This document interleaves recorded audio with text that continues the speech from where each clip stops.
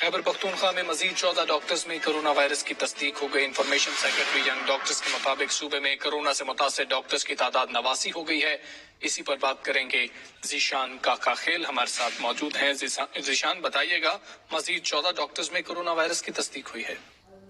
देखिए, इस तरह है कि खैबर पख्तूनख्वा में जितना भी हमला है वो कोरोना वायरस का शिकार होता जा रहा है। आज जो है मजीद 14 डॉक्टर जो है कोरोना वायरस का शिकार हो गए हैं और उनका टेस्ट जो है पॉजिटिव आ गया है। इन 14 डॉक्टर्स में जो है फीमेल डॉक्टर्स भी शामिल है।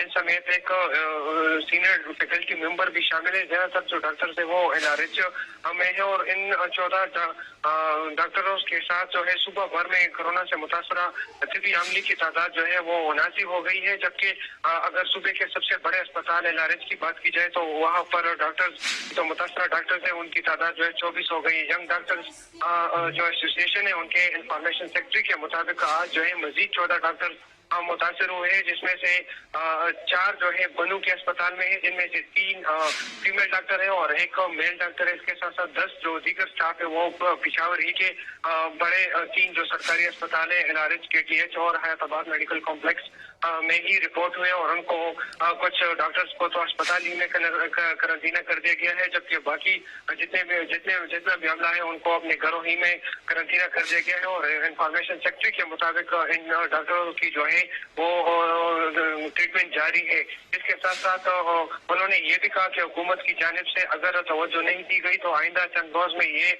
जो है मजीद इजाफा हो सकता है इन केसेस में। जी ठीक है जीशान, आपने हमें आगाह किया, आपका बहुत शुक्रिया।